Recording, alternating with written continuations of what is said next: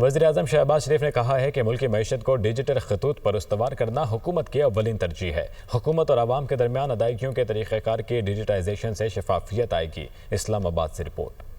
وزیر اعظم کی زیر صدارت کیش لیس اور ڈیجیٹل معیشت کے حوالے سے ہفتہ وار اجلاس، تمام ریاستی ملکیتی اداروں کو بھی ڈیجیٹل نظام کے دائرہ کار میں لانے کی ہدایت۔